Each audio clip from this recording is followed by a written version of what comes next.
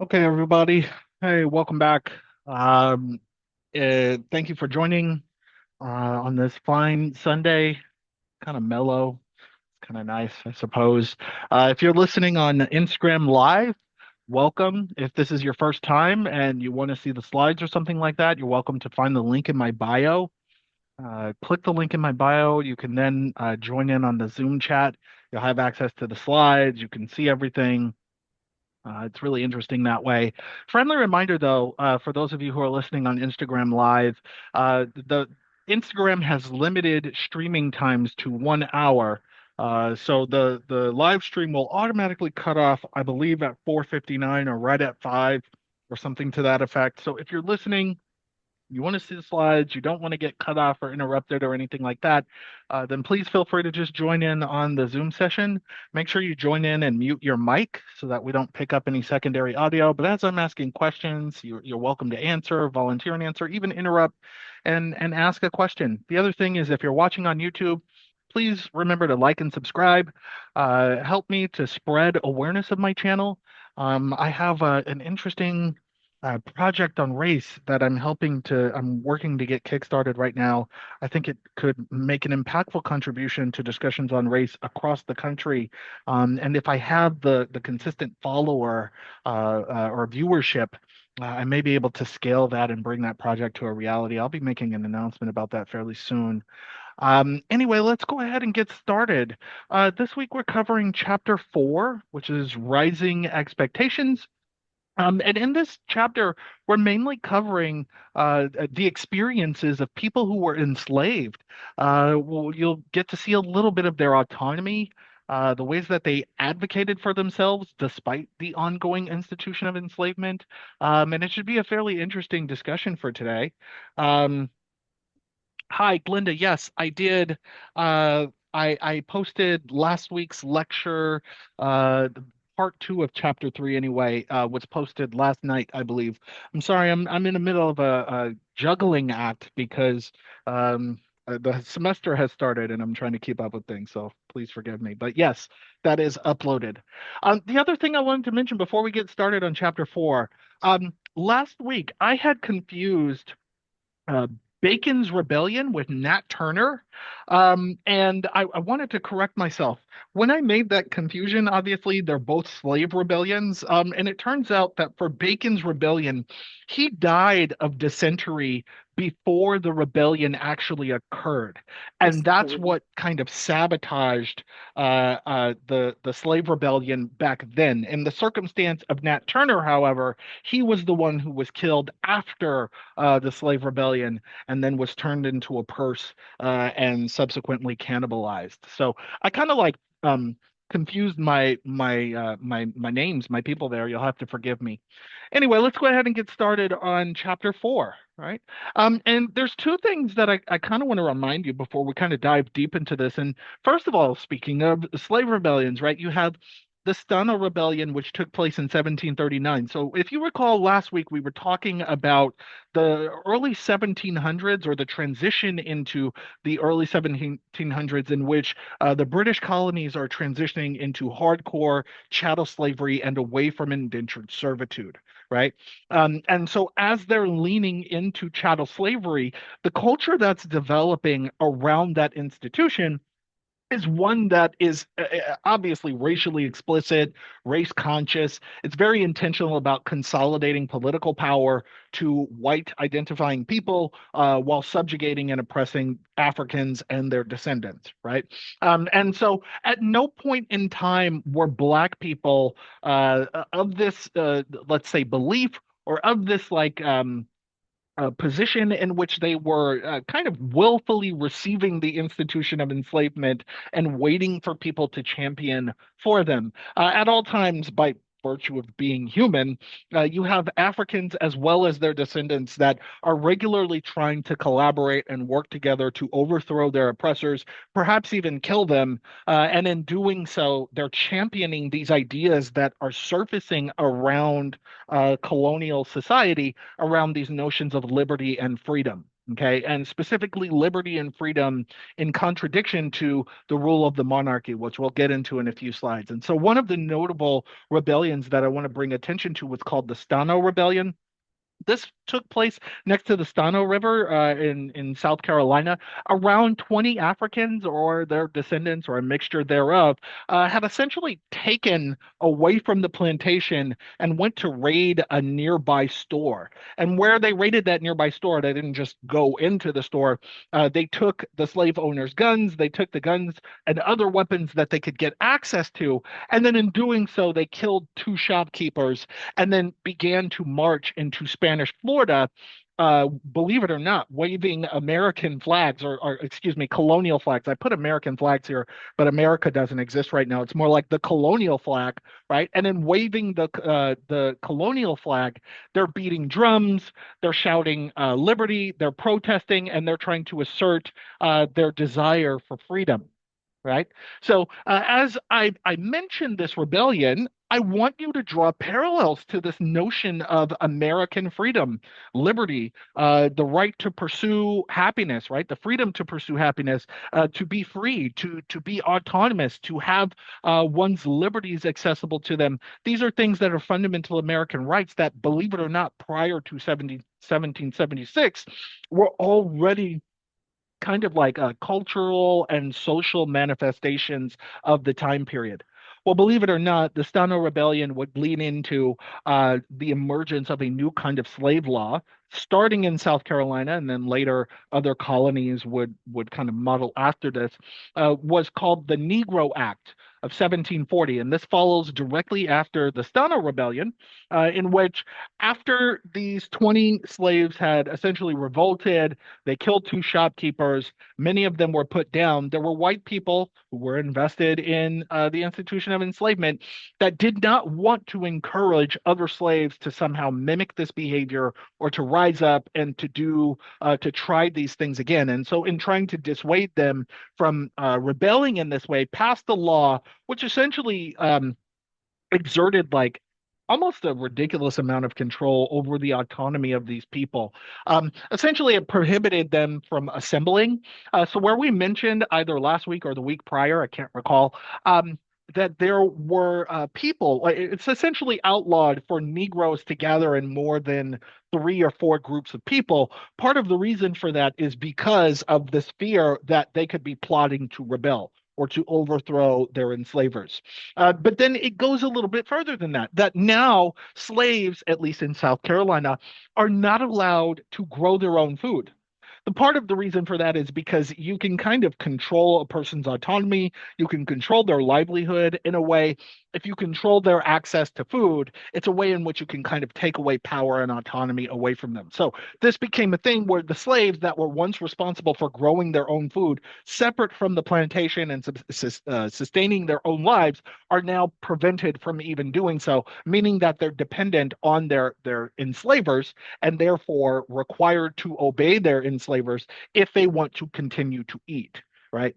Um, Perhaps this meant earning money, and by earning money, I mean in this case, of course, no slave is allowed to just earn money and freely engage in labor, but rather to like somehow negotiate into a contract. Like you can't autonomously just decide, even as a slave, that you're going to negotiate labor with some other group of people and then maybe bypass whatever obligations you have to your own master. So it takes away their ability to even perhaps mentally consider deviating away from the expected institutional norms. Okay. Then from there, in South Carolina, and you'll have to forgive me, I didn't realize there was a typo. It says Nego Act, but it's supposed to be Negro Act. Um, the other thing is, prior to 1739, most enslaved people could actually read and write. They were literate, they were knowledgeable in how to read, and therefore the ideas that were conveyed through words on paper were directly accessible to people who were enslaved. That also goes back to why these people in the Stano Rebellion were even championing notions of liberty and waving colonial flags and beating drums, right? This law also then prohibits them from owning drums too. So where you come to this colonial notion, like if you saw the inauguration of Joe Biden or Barack Obama or something like that, and you see these reenactors who are dressed in colonial garb and they're marching down the streets beating drums, right? It evokes that notion of American ideals of liberty and freedom. Well, that's what they were parallel. That's what they were like drawing parallels to.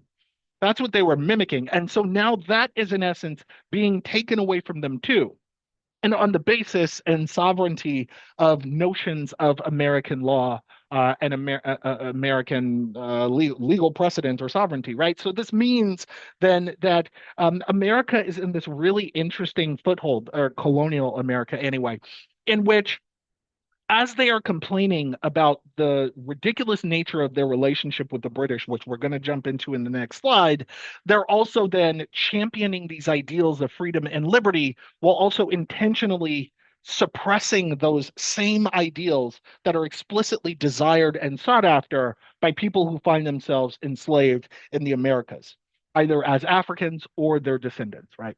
Um, and then lastly, the thing I want to mention here is that the Negro Act expanded enslavers' rights to use lethal force. That if they felt it was necessary to kill their slave in order to suppress a rebellion or to control their autonomy or to teach the others a lesson, that would no longer be committed or, excuse me, considered as a form of murder, right? That's just a way in which you're trying to control your property. Okay. So please keep these things in mind because they will draw parallels and connections to what we talk about next. And that is that by the time we get into the 1750s, you're in this interesting phenomenon with the colonies, okay? And we're not just talking about British colonies, we're not just talking about French colonies or Spanish colonies, we're just talking about European colonies in general, regardless of where they are, if they're in the Canadian region or the North American region or South America. You have an interesting problem in which there are large populations of descendants from Europe who have habitually, regularly, and perhaps for two and a half or so generations occupied these lands in the Western Hemisphere. Okay. And they exist independently of their European foremothers. I don't want to say forefathers because that seems a little inappropriate, but they're foremothers, right? The countries and cultures that they come from. Okay. And so what's happening is by the time you get to the 1750s, you have this ongoing conflict between the British and the French. And part of the British and the French is they're competing for control of land. They're competing for being able to build an empire, to get access to a monopoly, to essentially compete against their competitors across the Atlantic Ocean. And what's happening is that while the British and the French are competing for control, they're trying to compete for control of the Ohio River. They're trying to compete for control of the fur trade. They're trying to compete for control over territories. And what's happening is that that's turning into literal like warfare in Europe. And in Europe, you're having fights, you're having shootouts, you're having people that are dying and things like that. But in the Americas, where you have these colonies, most of these colonies actually don't care about whether or not their competitors, so to speak, are like fighting overseas. Okay. So you have people who belong to Spanish colonies, French colonies, British colonies, for example, who are being obligated or compelled by their foremothers to essentially parallel the same conflicts that are going on in Europe. And they're going, well, why do you get to tell me what to do? Why do you get to have a say? And now I got to fight these people I actually have a good trade relationship with, and now I have to go and ruin those things because you guys want to fight on the other side of the Atlantic Ocean. You're not here for this. You don't get to dictate what we should and shouldn't be able to do and how we should and shouldn't be able to do it. And so what's happening is, in the nature of that conflict, that's what's sowing seeds not only for resentment, but for what would ultimately become separation between the British and the French. Whoever just joined in, please mute your mic for me. Thank you so much. Um, okay, and so that's creating conflict. Is now they're coming to this realization that just because they're a territory, they don't actually have to do the things that these other regions in Europe are like compelling them to do. And so that's becoming a source of conflict now. And so what's happening is the British and the French, both of whom, on their own regard, are trying to compel the people in North America to like stop trading with our competitors, stop trading with our enemies. And then in some cases, some of those people would then sail across the Atlantic Ocean and then attempt to like directly sabotage the trade relationships that are going on between these colonies. So it's like you have people who've never even been to America, who've never been here, but because they represent or are ambassadors for the British or the French empires, that now suddenly they just get to come and ransack your shit, right? And so this is what's sowing seeds. Again, long prior to the Stana Rebellion, but this is what is sowing seeds for these colonial notions around liberty and freedom and the monarchical rule of King George and the ridiculous nature in which they're obligated to obey the rules and decrees of people who aren't even here, who never exist, who don't even know what it's like to be here. They don't have the same relationships, but then when they tell us to fight our friends, all of a sudden we're supposed to fight our buddies and our allies and maybe even some of the people we've been marrying and sleeping with. Like, does that make any sense? Right. So decades go by where this tension is constantly building between the colonies and the French, or not the French, but the European foremothers, right? Is that now what's happening is by the time you get to 1770, you have what's known as the Boston Massacre, right? Which is the British decides to punish the colonies for continuing to trade with their enemies.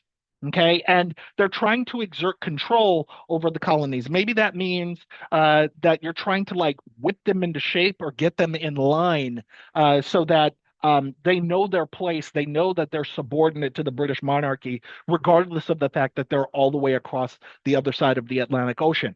Okay. So now, not only is the British Empire, for example, coming in and ransacking their own trade routes and trade relationships, um, but then they're also trying to force these colonies to like pay taxes or like extra taxes to the British monarchy in order to cover the costs of their ongoing war with their Christian and European competitors.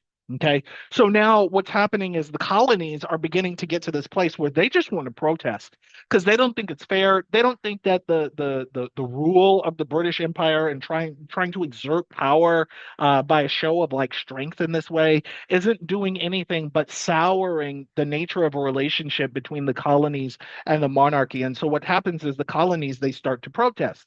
Okay. They're essentially refusing British imports. They don't want to receive them anymore. They're not going to have a hand in trading with the British if the British is going to insist on trying to dictate what they can and cannot do. Okay. And so this ultimately then led to, because now they're not receiving imports, they're not dishing out exports. This becomes a thing where the British is now sending troops over into Boston, for example, and they just show up and they start killing the people who are resisting, almost like engaging in an act of war among themselves. Again, these are people who don't really know diplomacy yet in the modern sense that we know of and ironically have forgotten about today, right? Is that they think that the diplomatic efforts that they can make in order to assert their power is just to go and slap people down.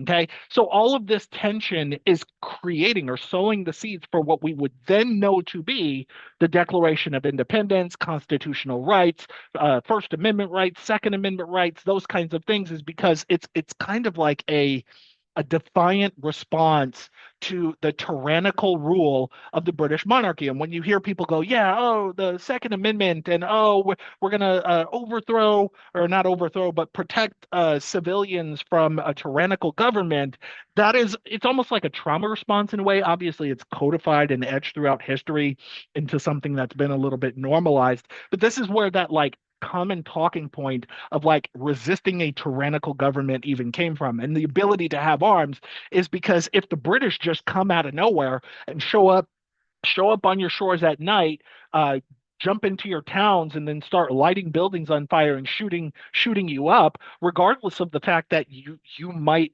just be a colony of theirs, you want to be able to fight back. Okay. So most people have lost to time to normalization the context in which both the Second Amendment as well as the resistance to a tyrannical government really even came from. Okay.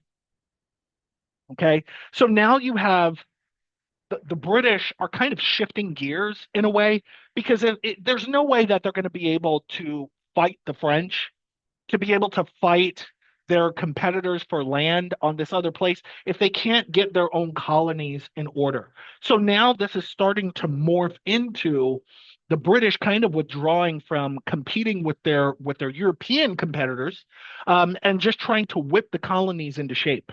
Okay, so then what the British start doing is they know they can't, excuse me, they can't always just show up and start killing people. That it would literally defeat the purpose. So you're gonna have to find like non-violent ways to try to force them to continue to go in line with the monarchy. So the British is like attempting to impose sanctions on the colonies. Maybe that means a reduction in the number of imports that they get from Europe, including other non-European goods and resources. Maybe that means you increase the taxation on the imports into the colonies so that the things that they want, the things that they value, if they really want those things, they kind of have to fall in line in a way. Okay. And so the British is essentially kind of tightening the grip on them, trying to whip them into shape. In essence, I would say as a figure of speech, kind of like yanking them by their necks or by the neck of their shirt or something like that. And so what's happening is all of this oppressive legislation, the tea taxation, the sanctions and all of these things is ultimately sowing the seeds for the colonies going, you know what, fuck it.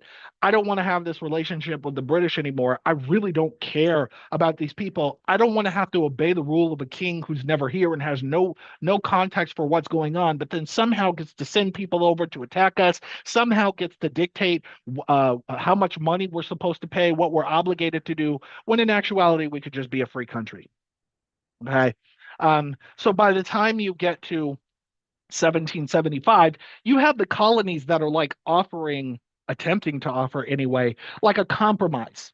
Maybe the colonies can come to a compromise with the British in which the colonies can have a little bit more autonomy and freedom, because the fact is, it really is that the British monarchy really isn't here to know what's going on when they're making these decrees and trying to obligate and compel everyone to do what it wants to do. Well, the British are refusing that compromise. And of course, they're going to refuse that compromise because the idea is we need to keep them in line. And what are we compromising for when we're the ones in power? Right. And so what happens is this is where you get to that infamous number, the infamous year of 1776, where you now have the colonies declaring themselves to be free and independent states that are free from monarchical rule, free from these punitive laws, free to protect themselves from a tyrannical government, right? And they want to be a nation of laws and justice and equality and power. And they don't want to, essentially be under the monarchical, tyrannical rule of people who are just power hungry and don't want to do anything about it, right? Don't want to do anything other than to destroy the quality of life they have. Okay. So this is where you get to July 4th, 1776, right? Where you have essentially now the United States of America, they're no longer the colonies, are declaring that all men are created equal, right? All men are endowed by their creator with certain inalienable rights, life, liberty, and the pursuit of happiness, right? And this is where these fundamental values become kind of like a cultural staple for the things that we kind of patriotically associate with American identity today, right? But what's happening is, can somebody point out the potential hypocrisy in declaring that all men are created equal during the time period of 1776? Does anyone want to chime in and take a guess? What is the hypocrisy there? It's all men, but only if you're a white man with property. Yes, thank you, James. Only if you're white, because the reality is, like I had already established for you, slaves during this time could read. There were slaves that got access to copies of the Declaration of Independence, and then we're going, hey, great. Great, all men are created equal, all men are free. So when do I get my freedom? When? Because I want my freedom. You want your freedom too, right? And so this is one of those things. I'm going to like deviate for a second where I constantly see this thing on like social media. You have these black people who will like, they're like conservative and they'll have like 1776 over their shoulder or something like that in the back of their room. And it's always bizarre to me because even if you're black and you're conservative, okay, fine, your political ideologies are different.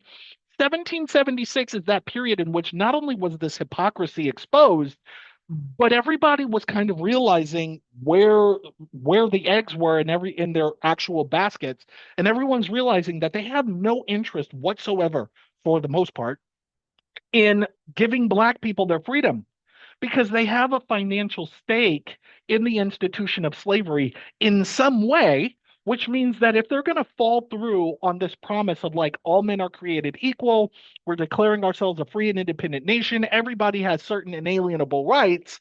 Oh, well, maybe just for white people. Okay. So black people were ultimately never included in these sentiments at all. So even if you're like black and conservative, like 1776 is not that period. It would almost be like you want to be enslaved. That's what it looks like in my mind. Anyway, getting back to this point. Okay. At this point, though, like let's say July 4th, 1776, literally on the day, okay, where people are still, they have these sentiments and they're new in their minds. Most Black people who have access to this information are like, well, great, I want that. When am I going to get that? We've been wanting it for years. There's been several rebellions. None of us have been sitting there picking our noses, waiting for a white man to come and tell us that we got to go and cut sugar cane, tell us how to do it and slice it this way, juice it that way. No one's telling it. We don't want these things anymore. And we've been saying this for decades. Okay. So now you have enslaved black people that are literally connecting the dots. And they know now that with these words, there's no room for translation because these are many of these people are black people who were born and raised in enslavement in America. They don't know anything about Africa. Now, I'm not saying they're all monolithically African American. You're still getting Africans imported from the continent, but most of the people who immediately connect the dots are the people who've never even been to Africa at all. Okay. And so what's happening then is time and time again, and black people are like, they are, yes, they're enslaved. They are going to their overseers. They're going to their slave masters. Even when they have the freedom to be able to go off the plantation, maybe to go run an errand or something like that, they feel entitled. They have this like chip on their shoulder where they do, in fact, feel entitled to challenge racial inequality. And they're like, no, but this country, freedom is implicit in the words of this country. Now that we're a new country, we're a sovereign nation, and we're committed to these values. I want to see that commitment. I want to see that follow through. UJ says there's a mural in Philly called Declaration of Redacts. Declaration that redacts everything in the Declaration of Independence that doesn't apply to anyone other than white men. A powerful work of art. If you can send me a link to that as an image, I'd love to see it. I'll try to include it in the video here. Okay, so you have black people that at all points in time are like, when the fuck do we get our freedom then? And so now you have white people in America that are like they're not faking it. They genuinely believe in this notion of liberty and freedom and justice and independence from tyrannical and monarchical rule. Okay, but now it becomes a thing where in order for them to actually follow through on that promise, like make good on that promise, that means that they have to backtrack, unravel, and undo their financial investment in the institution of slavery, which they also don't want to do. So it means then that you have lots of white people in America who are genuinely doing like mental gymnastics to try to figure out how to reconcile the hypocrisy. And what they ultimately come up with is mm, maybe it's just for white people. White people have entitlement to inalienable rights. White people have entitlement to life, liberty, and pursuit of happiness. But if you're black, if you're native or indigenous American, if you're not white, you are inherently lesser than, and so therefore are not entitled to those things and are obligated to submit to the subordination that whites are imposing on you. Okay. So now here's this thing. This new country called the United States of America is now finding itself knee deep in this hypocrisy. It gets a little bit deeper now because as they want to align themselves with being like a Western territory that has, in some way, distinguished itself from Europe, but still come from Europe and therefore European Enlightenment, you have Enlightenment philosophies that are, in essence, they're not saying white people are the only ones that are entitled to human rights and freedom. Okay. In essence, these European Enlightenment philosophies are saying that those are regarded as inalienable human rights. They are humanitarian values that are naturally endowed upon anyone who is born as a human being. And during this time period, neither did Europe nor America incorporate the language of regardless of race. And yet that is what is being implied here. So, as American culture wants to simultaneously distinguish itself and yet approximate itself to notions of enlightenment coming from European philosophy, it finds itself in this crux where it has to do like a mental contortion move in order to rationalize owning human beings as property and restricting them from their freedom and autonomy while also shouting the loudest about wanting those things. Okay. And so part of these European Enlightenment philosophies was that if a government had failed at any point in time to provide any of these inalienable rights to these people and somehow became oppressive, that entitles the people belonging to that government to be able to overthrow it. And so, to some extent, you have now US politicians, right? And I'm talking 1776 politicians. Yes, John Adams, George Washington, Thomas Jefferson, etc. You have these people now that, in one sense, are trying to hold themselves accountable. They are passing laws in which they are giving power to the people, right? The Declaration includes we the people, where they're saying that the people who we are obligated to serve are the ones that hold us accountable.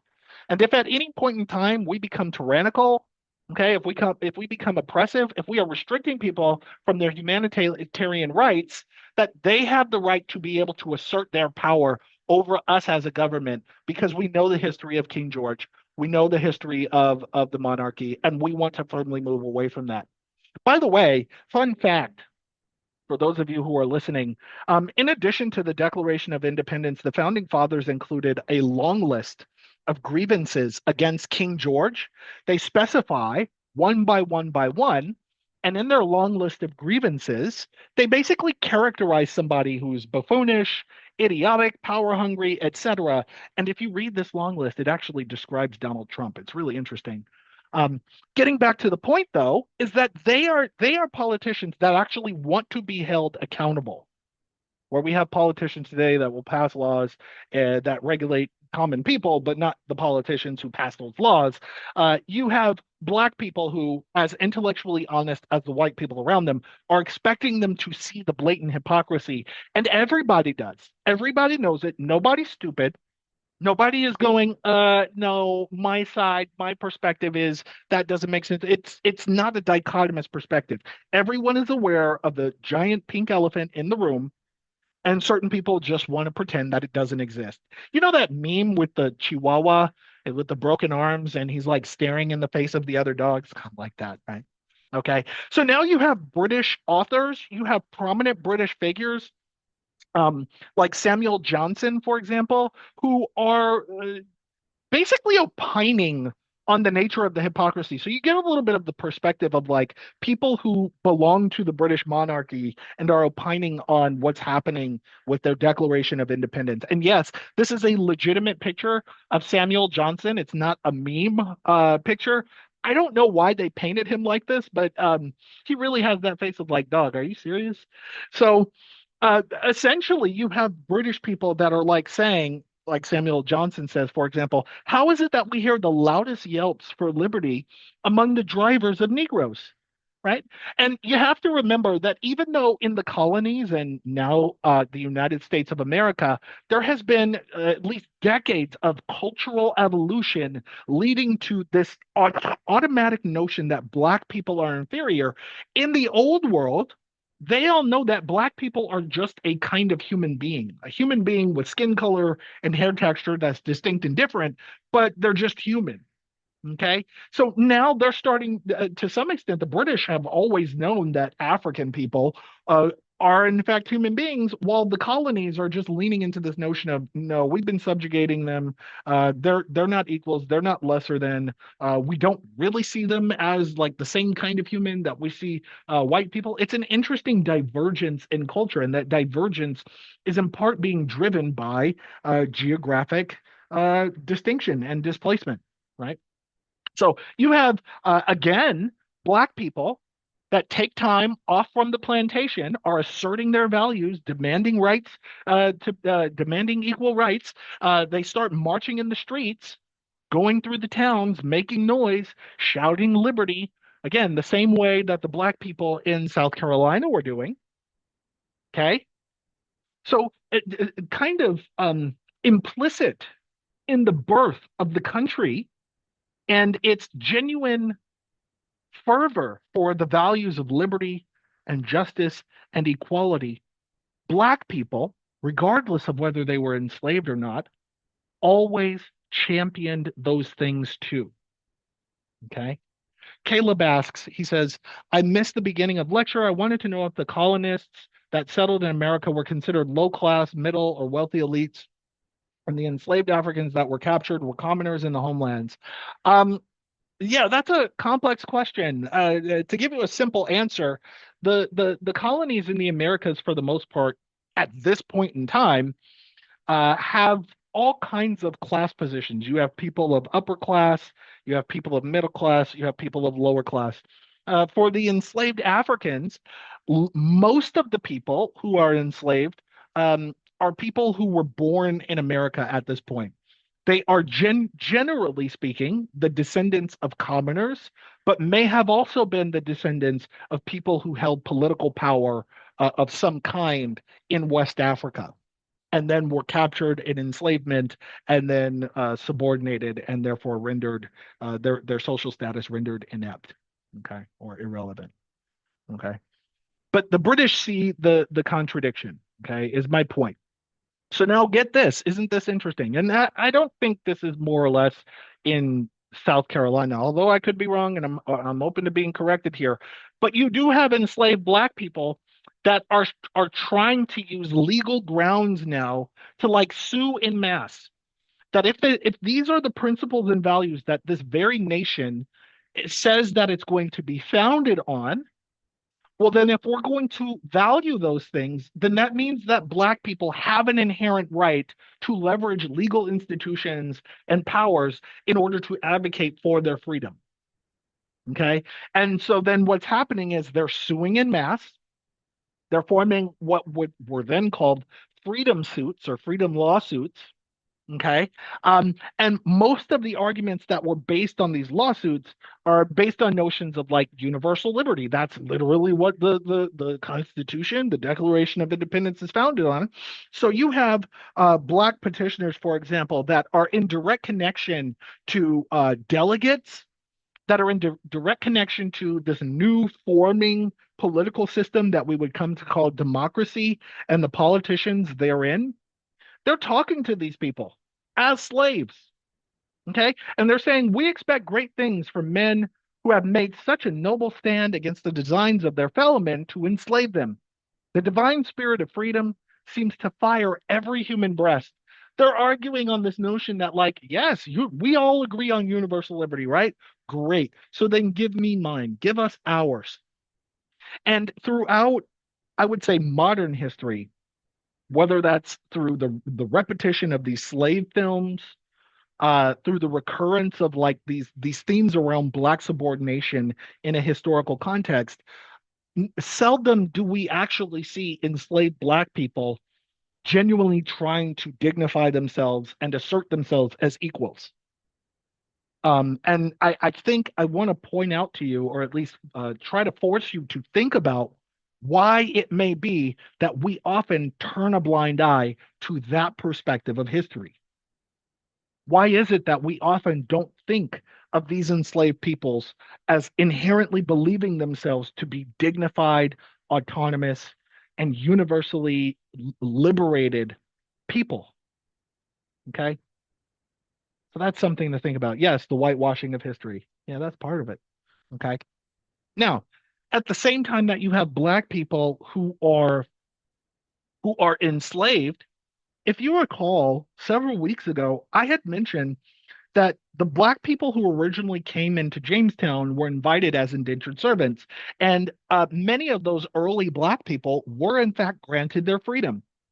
They were granted their freedom, they were granted their autonomy, and they didn't necessarily then just find themselves enslaved just by virtue of like being free. And then one day, because there's a bunch of other black people who are enslaved, suddenly all black people are enslaved. You have lots of black people who were able to go and pursue intellectual freedom or academic freedom to contribute to the critical foundings of like knowledge and scholarship in the colonies turned the United States of America. Many of these Black people then becoming intellectuals, critical figures that have unique perspectives on the forming culture and the cultural values around race in America. Okay. So what we call European Enlightenment, and I kind of want to be a little careful with my language because I don't want to say, oh, thanks to European Enlightenment, Black people somehow became critical thinkers, and Black people, by virtue of being human, were always critical thinkers. And I would invite people, if you want to, find any African philosophy book on Amazon. You can find some of these books for as little as $3. And think about African philosophy as an equal form of intellectual investigation and exploration akin to Greek philosophy, for example.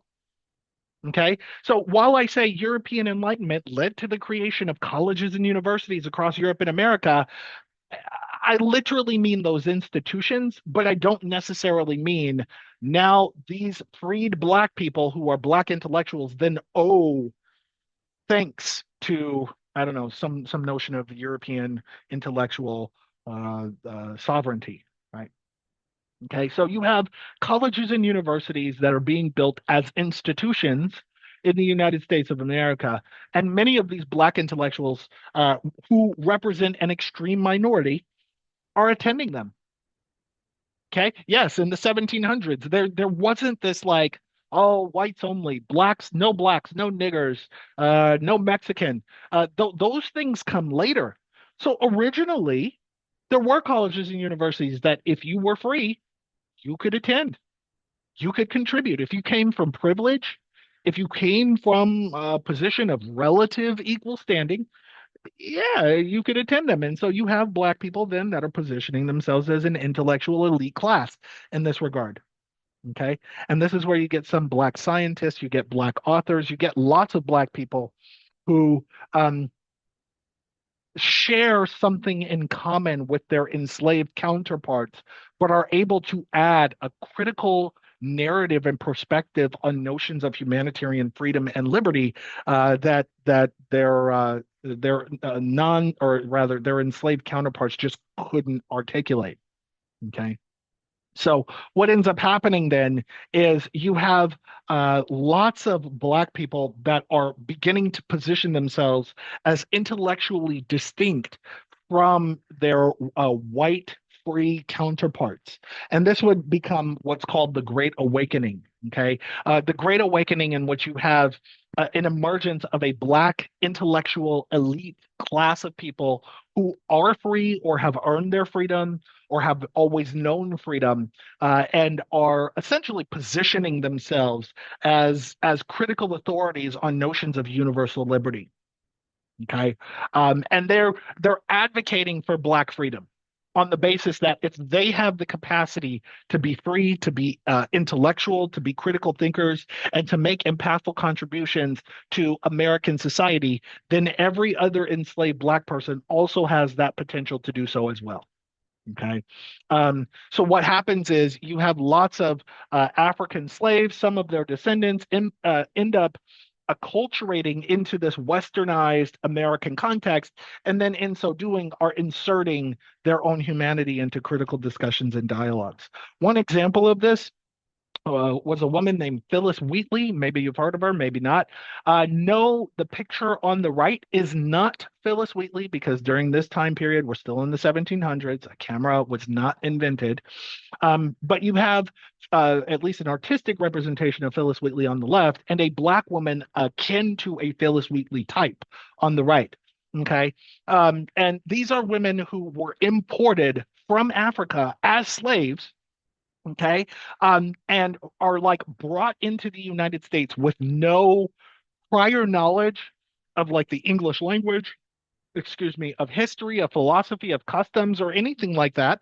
And then by virtue of becoming acculturated to their new surroundings, are learning how to read in Latin, learning how to write, learning how to critically think and reason, study the Bible, for example, and champion notions of like Christian or evangelical notions of like spiritual liberty and freedom, and then are then contributing to these critical dialogues and distinguishing themselves from their former enslavers. In some cases, many of these people, like Phyllis Wheatley, would become so sharp intellectually that she would then convince her enslavers to free her because she distinguished herself as an intellect from her other slave counterparts. Okay. Now, that is not to say that Phyllis Wheatley is an anomaly or is abnormal. I don't know what her life circumstances were that may have led to her ability to distinguish herself in this regard. But she was actually able to earn her freedom, uh, publish a book. And then essentially she chose to stay with her white enslavers, despite the fact that she would establish herself as a critical thinker and an advocate for Black liberation. Isn't that interesting? I really don't know what to make of that history. And you have lots of ripples or echoes throughout history of people like Phyllis Wheatley being brought in enslaved and then distinguishing themselves in this way, earning their freedom, and then having the audacity to speak and distinguish themselves as intellectual dissenters against this notion of enslavement. And no one is throwing rocks at them. No one is trying to lynch them in the streets. They are just a person who have has a different set of opinions. Isn't that interesting? Okay. We have a few more slides, so we're going to go over a little bit today. I hope you don't mind. Okay. So one of those people, kind of like Phyllis Wheatley, was Benjamin Banneker. Okay. Born in the 1730s, so right in the height of African enslavement, all the way into the early 1800s. But Benjamin Banneker was born free. He's mostly black. He was born to a mixed race black white mom and a black father who was also free. Okay. He lived in the North and he would inherit land, a home, a property, a farm from his white grandmother, who was firmly against the institution of enslavement, against this notion that black people belong enslaved and are somehow intellectually inferior and are like best for manual labor or things like that. Okay, so yes, even during the 1700s, there are plenty of white people, not all white people, again, because not everybody's a monolith, um, but you have white people who are not in support of the institution of slavery, and then in recognizing Africans as human beings, are still marrying with them, still having children with them, still raising those children free and as critical thinkers. Okay. But Benjamin Banneker is unique in that he is of an extreme minority. He would attend a racially integrated school in the North. The wealth from his farm would give him the freedom to be able to study science, study literature, study mathematics. For example, he would go on to master the Greek language, the Latin language. He could speak French and German. Okay. Um, And he became an engineer. He became an inventor. He would publish an almanac. He becomes an astronomer, excuse me, a mathematician. Okay, all of these things that we sort of normatively liken to. Oh, the intellectual, sophisticated leaders of biological and chemistry science and things like that are usually white men. You have black people that were already making those contributions even during the time of enslavement here. Benjamin Banneker was one. Trevor G says the Benjamin Banneker Museum in Maryland was very interesting. He was an exceptional man. Absolutely.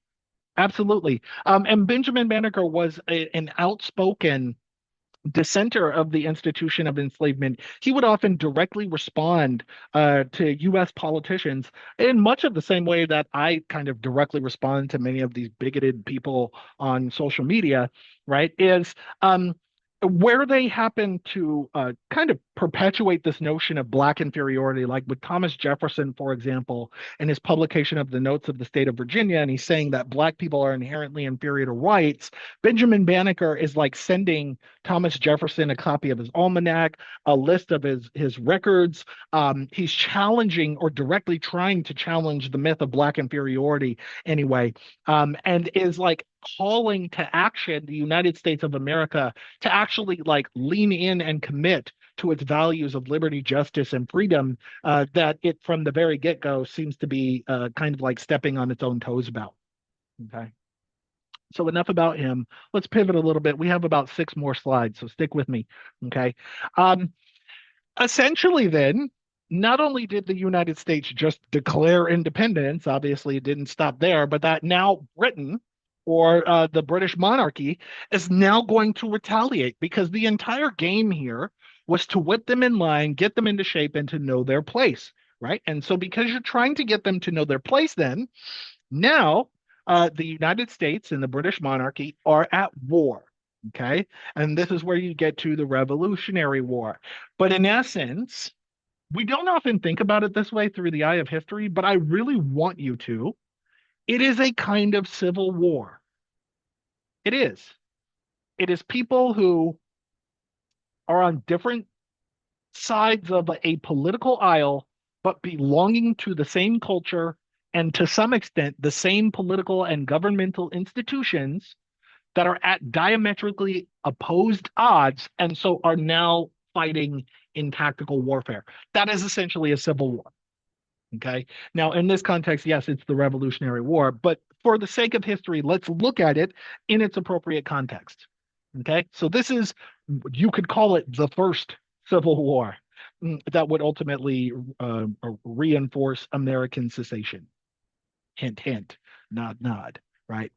Okay, so you have a divide here, and the divide is between the loyalists and the patriots. Okay, the loyalists we're calling those people who belonged to Britain. Okay, and who had political investments in maintaining loyalty with the British monarchy. Now, mostly they could have been British people. Some of them may have been colonial loyalists. Okay. And then you also have patriots. The patriots, and yes, I'm using this language on purpose. This was literally the language that they used during this time. The patriots are the people who are turning from becoming a colony and trying to lean into this notion that that this land is now independent and free. So where you get this historical inheritance of American patriotism and blah blah blah, that is a cultural relic that goes all the way back to quote unquote the first Civil War. Okay, make that connection. So now you have an issue, and the issue is Britain has always known black people to be human beings and to have inherent inalienable rights to some extent. Okay, and so because of that, in the face of the American hypocrisy that says, oh, freedom and justice and equality and blah, blah, blah, while we're enslaving black people, Britain is leaning into a tactical strategy where they go, oh, yeah, okay, hey, black people, if you fight for us, we'll give you your freedom. And so Britain is now recruiting slaves from these U.S. plantations to fight for them as loyalists. Isn't that interesting? It becomes a thing now where, like, the institution of slavery in the United States kind of becomes its own weakness from a tactical perspective. And by tactical, I don't mean like literally guns in hand, but I mean like tactical warfare, right? That now all Britain has to do to recruit more soldiers in its favor and against the favor of the seceders is to essentially just recruit black people and offer them the opportunity to be free. Even though, keep in mind, Britain was also a part of the transatlantic slave trade, right? So everybody is playing the game of hypocrisy here to an extent. Okay. Now, having said that, interestingly, you have people in the North who at least are genuinely more committed to notions of liberty and freedom than their southern counterparts because slavery was largely concentrated in the South. And so the people who are invested in slavery in the South, uh, they really have no interest in giving up their slaves. Okay. So the people in the North, in order to respond to this, are going, yeah, okay, yeah, maybe that is kind of a hypocritical thing, but I think it's better if we maintain ourselves as an independent nation. So, hey, black people, if you fight for us instead of the British, we'll give you your freedom. Yeah, we'll do that. And initially, it started with just making a promise. The North didn't distinguish itself from the South, but rather that you had just states in the North that were like, no, you know what? In response to the British, hey, black people, will give you your freedom. Meanwhile, the South is going, we're going to what? Who? Huh? No, no. I don't want to do that at all. Why are we trying to offer them freedom for? So now it's sowing seeds for division between the North and the South, while the North and the South has to be united in fighting against the British. Isn't that interesting? And so there's hypocrisy everywhere. You see how that works? So now you have black people who are going, nope, I'm going for the British. Okay. The British offered me my freedom first. I'm going to go fight for them. Okay, so they're recruiting these Africans as loyalists. If these Africans can somehow manage to escape from a plantation and get to a British station or a garrison somewhere, then essentially freedom is already theirs. It's like promised to them the moment they get there. They can protect people from either slave catchers or the people who are out to look for them to reclaim their property, so and so. You just give them a musket, give them a suit, give them a uniform, and then you give them their orders. Isn't that interesting? Right? So now the British are employing these African Americans into their battle lines. Okay. And so where you have this famous quote, for example, is, oh, give me liberty or give me death. I have a strange feeling that's going to resurge in the near future. But the point is, give me liberty or give me death, right? And this was a talking point that originally came from white American patriots in response to Britain. But now Britain is kind of repurposing the give me liberty or give me death as a way to recruit more Black loyalism. Isn't that interesting? Yeah, black people, come fight for us and we'll give you your liberty, or you can just die at the hands of your enslavers. Okay. So now, at the same time, like I said, maybe the North is leaning more into this promise of freedom for Black people than the South is. But on the Union side, you have this like abstract promise for freedom. So you have some Black people who are now willing to fight on behalf of the colonies because they're being incentivized with freedom. And now you have Black people fighting on both sides. Isn't that interesting? So you have everybody regardless of race, regardless of political position, fighting on either side in this civil war. So when I tell you it's a civil war, we like to think of the Civil War of the 1800s as the only one, and in reality, it kind of wasn't. Okay. So essentially, everyone on either side, because they want to beat the other side, is kind of making this abstract promise that if they can recruit enough black people to fight for them, they'll guarantee black people their freedom. Okay. So what ends up happening in this civil war, believe it or not, they're fighting in an integrated army. And you have black people that end up serving in every major role. Some black people have positions of authority and can command others. Other black people are really just, footmen on the front lines. Isn't that interesting? People who are trying to liberate themselves from enslavement by just finding freedom in whichever side they choose. And to some extent, for a black person in this position, I don't really think you could fault them for either side that they end up on in this situation, right? Because in essence, what's important to them is not necessarily who wins. What's important to them is their freedom. Okay. Few more slides. We're almost done. Okay. So essentially then you have black people who are willing to risk their lives for the patriot cause. Okay. And you have the North that is like leaning into, okay, we're going to give you your freedom. We'll honor our promise. Okay. While the South is going, no, you guys promised that, but I don't want to do that at all. And I frankly, I have no interest in doing that. I'm not moving in that direction at all. So now that's sowing seeds of division.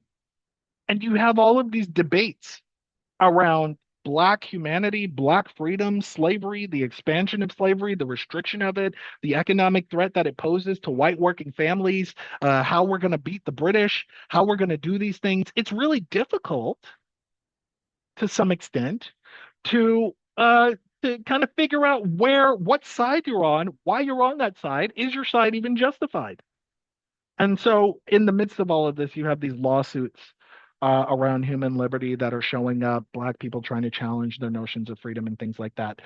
But for the South, where one might assume, we only have two slides after this, for the South, where one might assume that, like, maybe you can reason the South, if you just use logic, if you just frame your argument in just the right way, maybe they'll come to see that it's better to free the slaves than it is to hold on to them. That could not convince white people in the South to give up their slaves. Because you have to remember, slaves and slave labor was concentrated in the South. It was heavily relied on. They've developed culture norms, a cultural identity around this. You have people who don't know who they would even be as human beings because they identify with ownership of other human beings. Like that's their identity. So there's no amount of logic that you're going to get to try to convince them otherwise. So now you have this thing where the North, they're slowly starting to make good on their promise of freeing their slaves. And they're making good on this promise of politically in the future, we're going to perhaps outlaw slavery. For now, you have people that can continue to own their slaves if they so choose. But the people who fought on behalf of the Union, they will get their freedom. And so this is how some Black people get their freedom. On the British side, you have Black people, Americans that went over, fought as loyalists for Britain. Some of them ended up returning to England. And this is how you get some Black people in England who are actually descendants of formerly enslaved Black people from the US. Okay, there's lots of Caribbean Black people in England, African Black people from England, but also African American Black people who ended up going into England too. So it's really interesting. Um, and then in the South, yeah, no, good luck. Good thing there's no way you're going to convince me to give up my black slaves. I don't care if that means that that's how we're going to liberate ourselves from Britain. I'm not giving up my slaves. And so now what connections I want you to make is this this event in itself, American independence, the Revolutionary War, is what sows the seeds for what we call the Civil War. I would call that Civil War number two, academically speaking, but I'm willing to be corrected on that. Okay. Okay. So you have a number of anti-slavery, like social justice advocacy groups that are starting to emerge in response to the South not making good on their collective promise. So you have like white people now that are like starting, they genuinely believe in the abolishment of slavery. They want to see black people free, not necessarily see black people equal to them, but they see that the institution of slavery is abhorrent, it's wrong, it's immoral, and they're forming these political advocacy groups, especially to champion abolitionism in the South. Okay. One of the names of those groups was called the Society of Friends. In my opinion, it sounds really cheesy. It almost sounds like the Justice League in a way. But these are the names. That's the one of the names of these abolitionist groups, for example, that was mainly comprised of white people. And as we go on through history, I'll start sharing you some of their names. I'm not glossing over that right now more than I'm just talking about the events of history. Okay. Last slide here, and then we'll open up for Q&A portion. Um, so you have newly freed Black people because to some, the Union made good on their promise. And by the Union, I mainly mean the North, made good on their promise. Okay. And at no point did they ever receive reparations, restitution. They were never given land. They were never given property or like the ability to be able to pick themselves up from, being economically subordinated. Essentially, now some of them, they're free. What are you going to do with that freedom? Well, guess you got to figure that out. And so some people, okay, are like, well, yeah, I'm free, but like, I guess I'm free now, but like I can't start a business. I can't own property. I can't buy a home. I can't do anything that an actual free person would want to do. So I guess I got to return to the plantation. And this is where I show you this picture of slavery by another name, is you have lots of technically freed Black people that just end up right back on the plantation in the after all is said and done, specifically as indentured servants, but really it's just same shit, different day because nothing that was made, the promises of liberty and freedom that were made were not actually about Black liberation. It was just about getting your lick against the other side, right? So, yeah, you kind of throw them the cookie you told them you were going to throw them, but did you really mean that that's what they were going to get? Like all of the things that you associate with freedom, you didn't guarantee those things. So essentially, you have lots of Black people that just find themselves back in enslavement anyway. Now, some of them would go and look for new economic opportunities, try to find ways to survive outside of the context of enslavement. But some people, it's like enslavement is all they've ever known. So good luck trying to create an opportunity that is different. Okay, and this is where we'll essentially leave it for the Q&A portion. Um, I have to step away for one hot second. Okay, I'm so sorry. I don't usually do this, but I need to do this really quickly. I will be. We are recording, so that's basically it for a wrap up of chapter 4. Next week we'll jump into chapter 5. But any questions, thoughts, comments? Eden says, "Dang, I came way too late." Don't worry about it. It'll be on YouTube. Yeah, Trevor G. Oh, sorry, man. So just a quick shout out. That's super cool that you talked about Benjamin Banneker. I lived out in Maryland, just right, like not even 15 minutes from the Benjamin Banneker Museum. So just a big shout out to if y'all are ever in Maryland, somewhere in between like Howard County, Baltimore County. Like I want to say it's technically Catonsville, but it's either Catonsville, Ellicott City area. But just it's the cabin that he grew up in, and the people that they have curating there is just super good as well. Like they've done a real bang job about trying to Yeah. make sure that his legacy is preserved as much as it is. Yeah, yeah, and unfortunately, I'm glossing over it. I wish I could go into deeper detail because that man did a lot. Um, but yeah, absolutely. Shout out to the Benjamin Banneker Museum. Thank you. Any other questions, thoughts? Where are we today? How are people doing? Yeah, Tanya. You're muted. Can't hear you. Okay, can you hear me? Yes. All right. I feel a little bit confused because I'm wondering about this freeing of enslaved people during the Revolutionary War.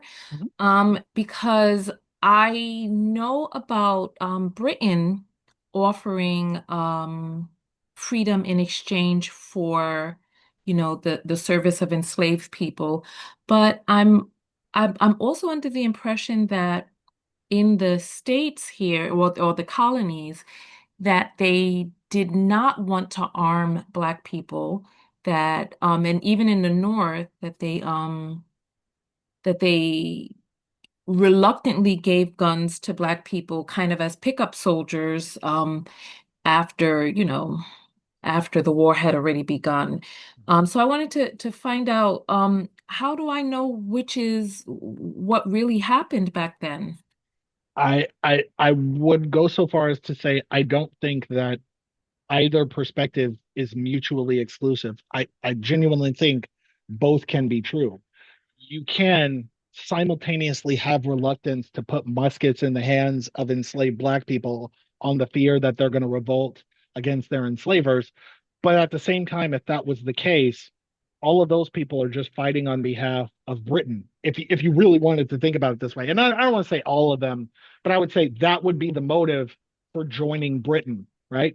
On the other side of it is it almost stands to reason that like the white people of the colonies on their own are are not necessarily going to win the war against the British monarchy without leveraging the help of others. So you do, while you have a reluctance to give them guns and muskets, if you really want to get out of this alive and see yourself as a free and independent nation, I would almost go so far as to say individuals would be willing to take the risk because the Black people who are going to flip on them are already fighting for Britain. So what do? You offer them the exact same thing. Hey, Black people, we'll give you your freedom if you fight on behalf of the Union instead of on Britain. But then that creates that divide. Now that you have Black people that want to get back at their enslavers, but then you also have Black people who just want their freedom. And either side they choose, they're being promised that. So why? What does it really matter? Okay, because it's my understanding that any freedom that was offered to Black people here on this land during that time was offered on a case-by-case basis and not a wide blanket fight for us and you're going to be free. I wanted to get your point of view about Haiti because the northern states, I believe it was Virginia and I believe another state, I'd have to look at it, that those were the states in the North that outlawed slavery in 1804. And Haiti had fought for its independence. I believe they declared independence on January 1st, 1804. So I wanted to get your point of view about, so the Revolutionary War was in 1776. And Haiti was fighting France from 1791 to 1803. I wanted to find out what were your thoughts about 1804 and the northern states outlawing slavery in 1804. So Coincidence, or did Haiti have something to do with that as well? so to answer that specific question, I don't know. My knowledge is limited outside of the context of the United States. So I'm happy to be educated on the history of Haiti, but what I do know about Haiti is that perhaps to some extent the situation in Haiti influenced the United States. I don't know that. I don't know, and if it did, to what extent, to what magnitude, I am not qualified to speak on that. Okay. Um, when it comes to northern states outlawing slavery, to my knowledge, uh, that is because of there are white people who are finding that the institution of slavery kind of like jeopardizes their economic standing. That it's really difficult to find a job, to find work, to make money, to support your life if most institutions of labor are essentially defaulting to slavery. It means then that white working class people don't really have an economic standing. So in the North, uh, to my knowledge, that is what largely motivates the pivot away from the expansion of slavery. Initially, it was just the restriction of the expansion of slavery, but keeping it in place in those early states. But I'm open to being corrected. Okay. So, all right. I work I studied with an ethnographer who talked about the White House and she showed the call sheets, not the call sheets, the time sheets. She showed the time sheets for the building of the White House. Okay. And there was an enslaver that was leasing his enslaved people to the building of the White House. And much like we have today with the whole immigrants, this and that are taking our jobs, there were, from according to what it is that I learned, there were white people who were like, this is not fair. We can't compete with against the low wages. So yeah, so I definitely. I did want to find out, like, where does Dred Scott fit into all of this, like with the Black people who were, fighting for or petitioning for their freedoms, etc. Where does Dred Scott fit in this? Yeah, I don't think we've gotten to that yet. That's in the 1800s. okay, Yeah. so So we're not there. We're still in 1776, and the Dred Scott doesn't happen until the mid to late 1800s. okay, so I guess I feel a little confused because I'm like, okay, if they were petitioning the court, what happened to any of those cases? That's a great question. On a case by case basis, I don't know. All I know is that many of these cases lead to debates around slavery. Maybe some are ruled in favor of a slave who sued. Maybe some are ruled in favor of the institution staying in place. I actually don't know the general outcome, and I'm happy to admit that. Okay. All right, thank you. Yeah, Eden. I have a question. Yeah. So I was reading Black AF History. I forget who the author is, but as I was reading, they mentioned the 14th Amendment and how the 14th Amendment was based off like Black people in to some way. I think they were saying like Black people helped to establish citizenship, like the concept of citizenship in America. And I wanted to know like further context on that. Yeah, so we will get there. Essentially, the short answer is that there was a 100-year long debate around the expansion of slavery, with basically the North and South divided on the pro side and the against side. And that debate had gone on, and it had led to a lot of violent infighting at polling booths and things like that.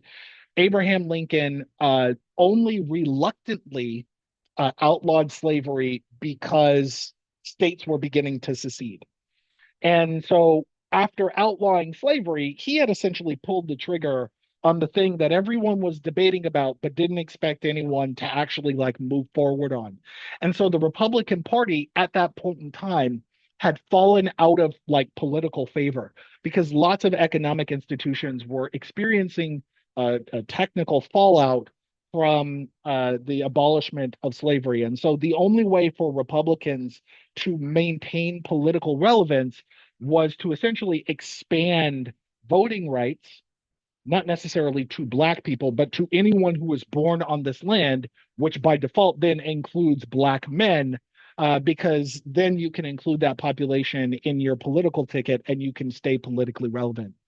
So for the early years and the early time after the North-South Civil War, um, the Republican Party was known as the Party of the Negroes, but this is how they stayed politically relevant. So that's why we have the 14th Amendment was essentially Abraham Lincoln had unintentionally committed political suicide, no pun intended. And in doing so, the only way that Republicans could save themselves was grant Black people the right to vote, and then you can kind of keep political power. So this is how you get the 14th Amendment. Thank you. And I was gonna ask like I was just gonna ask like what part of history are we in? Because I haven't read the chapter yet. Yeah, that's okay. We're right now we're only talking about the period around 1776. As we move forward, we'll get into the 1800s. We'll come back around to this talking point about Abraham Lincoln and the 14th Amendment and things like that. But right now we've just like even covered the birth of the United States, which is steeped in hypocrisy. It's steeped in infighting, egotistical fighting, a civil war, a division, between black people on whose side you're going to fight for.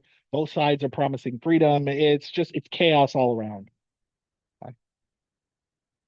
Yeah, Trevor. Just it was two things. So one, Tanya, about Haiti, I would, because it's about France, and France was also going through their own upheaval. Like Napoleon Bonaparte really shook a lot of things up when he took power. He crowned himself, taking away the power from the Pope, and like a lot of just things were in flux and really weird. So there could be some causal uh, connection between Haiti going for independence and your 1804 question. I don't know more specifically, but just super offhand of the little bit that I have gathered so far is that America tries to copy the romance of the notions of freedom and of other things, like a lot of the just the Age of Enlightenment and all that trope stuffs of saying we should be excelling in all this, but just like uh, professors saying that there's a hypocrisy. And I was actually wanting to ask you, sir, if you could go more into. I really am grabbed by your idea that the Revolutionary War was actually the first Civil War. Like Yeah, yeah. that's changing a lot of different things. That lens shift is insane. Yeah. In essence, what I'm kind of saying in a way is like before you got the Declaration of Independence, you had the colonies and you had Europe, right? And yes, they are geographically isolated, but they belong to the same culture, and to some extent, they belong to the same institutional and governmental body. And so on that basis, then they are symbolically anyway, they belong to one cohesive body. Okay.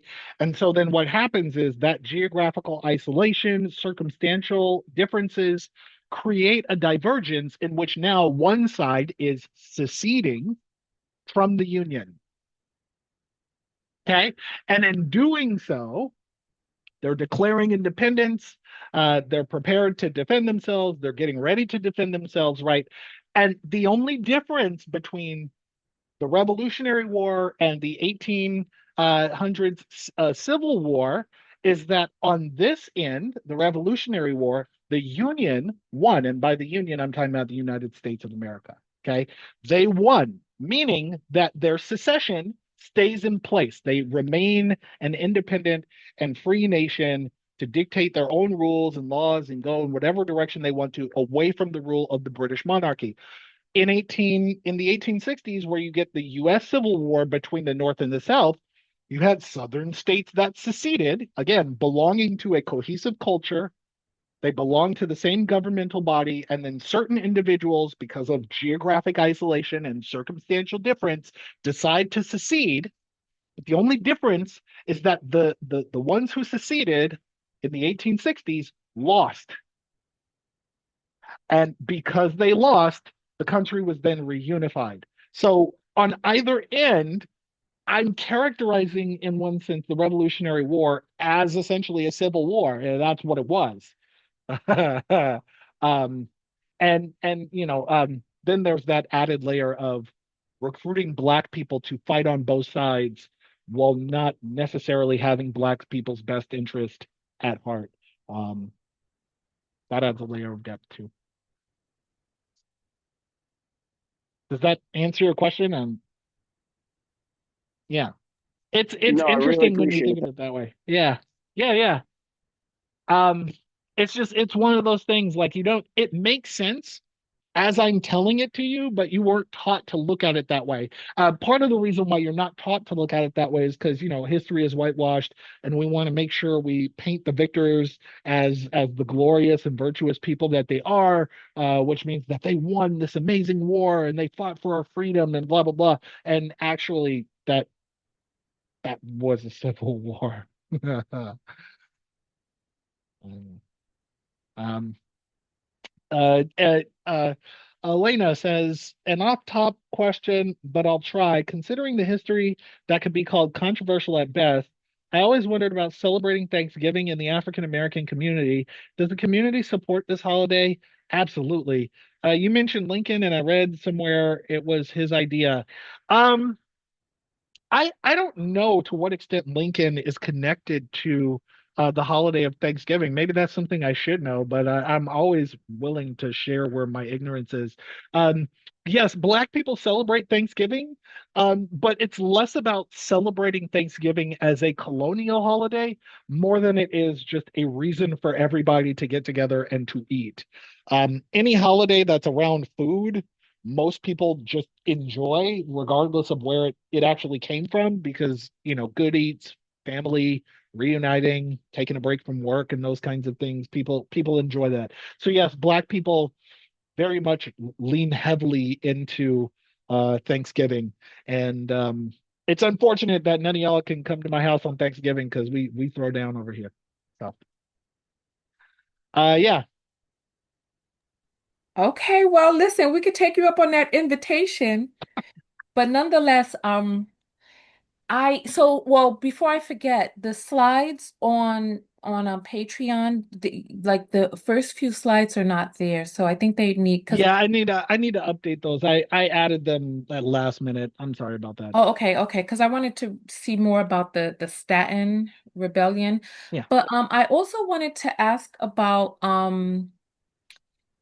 Louisiana, the Louisiana Purchase, because when you tell the story of these colonies, it makes me think of Africa and how, they were colonized where one country will speak French right here, the next country speaks English, and then there's some countries that speak, these other languages. Yep. So when thinking about Haiti and how what they did has to do with African American history, right? I know that Haiti said that any ship that comes to their shores, everyone on board shall be freed, right?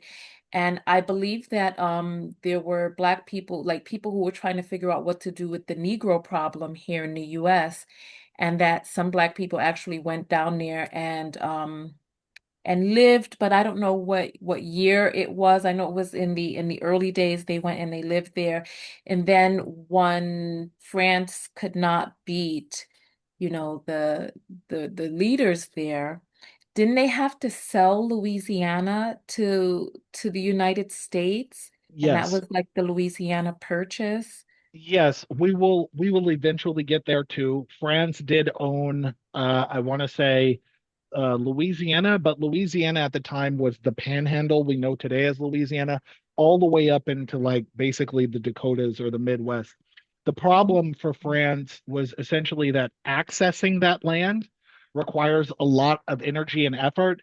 And then in order to get into certain parts Midwest or like up into the northern area, you're basically traveling on foot, and like it just doesn't make sense for France of all places to own such an isolated and remote plot of land that actually you may as well just give it up and sell it to them. So then the French government essentially doesn't control that, and yet there is French cultural influence in the southernmost region that we now call Louisiana because that was the most easily accessible via water, right? But we'll get there. Again, going back to the Haitian connection, that's out of my area of expertise. I'm so sorry to disappoint. Um, I am not qualified to speak on Haiti nearly enough as I am on the context of the U.S. specifically. So that would be an area of Yeah, ignorance for the me. only reason why I ask is because when I took Intro to African American Studies last semester, I um I actually wept. I cried when I learned of how integral Haiti was to us getting our independence here in this country, including the pressure that Great Britain felt under when they started when Haiti when they started having their revolts, etc., over there, and the United Kingdom or Britain, Great Britain wanted to start kind of pushing away from slavery and enslaving because the United States, the colonies down here were so close to the Caribbean. So I actually I wept because I had no idea how important, how integral Haiti was to us here getting our freedom. But Sure. nonetheless, I will find my fix elsewhere. That's valid. Yeah, I'm so sorry I can't speak to that. Really sorry to disappoint. No, no, But if you I'm have not a resource that disappointed. you'd like to point me to, I'm certainly open to learning about that because that expands my knowledge on these topics too. Yeah, no, no, no. I'm not disappointed. I'm actually very happy to be here learning what it is that I am learning. I see other hands are up, so Yeah, I'll yeah. go back. Okay. I'm not sure whose hand was first, but I saw Elena jump up from the bottom to the top. So I'll go with Elena first, and then Eden.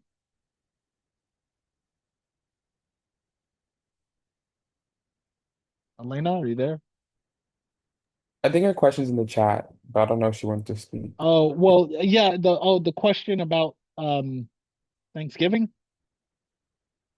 Oh, here's a follow-up question, but it isn't Thanksgiving like a kind of evil holiday? Yes, in the colonial sense, but no one like villainizes gathering together with family to eat food. I think what gets villainized is the history of displacement that comes from colonization and the imperialization therein. That, to my knowledge, anyway. Um, but yet, most Americans, regardless of where they sit on the political spectrum, are not necessarily against Thanksgiving. Um, yeah. Um, okay, Eden.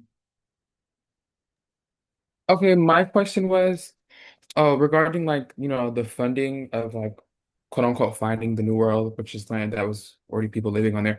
Like, I know the Catholic Church like distributed money to like give like parts of Europe funding to like take land or whatever. Yeah. And I wanted to understand that in the context of like the aristocrats from like Britain that came to like North America were and they weren't funded by the Catholic Church, right? They're funded somewhat other way, right? Or I don't know. Yeah, the British monarchy had essentially acquired resources through the Anglo-Spanish War that allowed them to fund, let's say, exploration endeavors into the Americas with shipping companies that they had previously been relying on to bring imports and exports to other parts of the old world. So you give money to these shipping companies, and then these shipping companies will hire indentured servants who will live permanently in these new lands. Those indentured servants are like basically Britain's low-life population, people who just don't have a way to succeed in Britain and need a new start. So they end up working for these companies, and these companies are basically establishing colonies in the US. Does that answer your question, or is there a layer that I'm not answering? Um, I think it does answer my question. Oh yeah, like how is like the new world kind of thing like funded? I was just curious about that. Oh So I was yeah, reading the book, they were saying like they weren't funded by like the Catholic Church because like the Catholic Church didn't want to fund the British exploration or the New World for some strange reason. I don't remember, but well, but part of the reasoning of the Catholic Church had to do with I want to connect it anyway to the perspectives of Pope Paul IV, because part of the colonial effort was genuinely rooted in these people are animalistic, they're barbaric, they're savages, and the Pope establishes, like for the Catholic Church, that the official position about these new people is that they come from God. And they are a reflection of his image in the same way that Europeans are. And I don't want to say to the fullest extent the Catholic Church just didn't fund it. The Catholic Church did give money and resources to certain exploration endeavors, but maybe not necessarily to the extent that like private interests had in going and establishing colonies for themselves in order to build their own kingdom. Again, that is to my knowledge. I'm happy to be corrected. thank you. I just wanted to figure that out. I mean, I've never like fully researched, but Interesting to Sure, know, though. sure. And even then, I'll admit my knowledge about Catholic Church's motivations in this regard is shoddy. But I know as far as like missions were related in terms of like the Spanish Catholic Church, they were violent and aggressive. Um, so I really don't know. I have no idea. Yeah, Tanya, did you look like you wanted to say something? Yeah, I was just thinking about Frederick Douglass. What to the slave is the 4th of July? Yeah. But then I looked at it and he wasn't even born until 1818.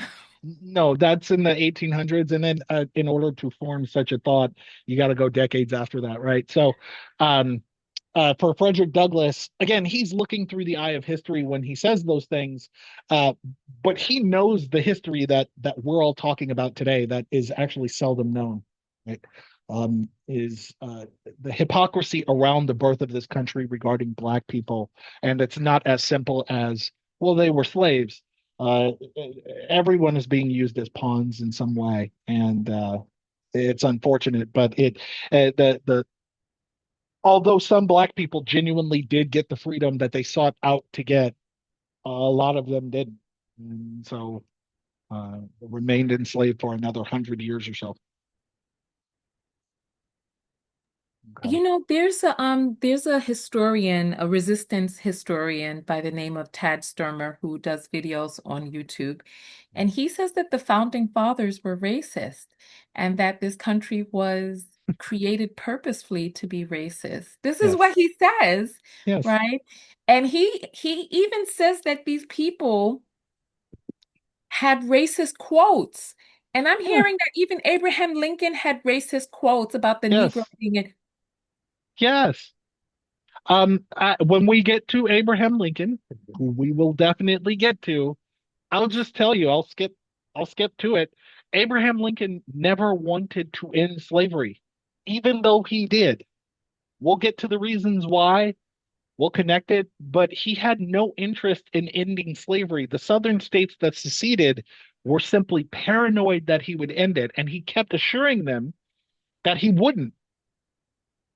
And then they seceded anyway, and because they seceded, in regards to slavery, he now has an obligation as president to reunify the nation. And so, in reunifying, must take away a reason to repeat the same uh, uh, error, which means then that he abolishes slavery anyway, when he never wanted to do that. this Abraham is Lincoln was very much anti-black, yes, this is crazy, until the end of his life. Yeah. right? So, well, so okay.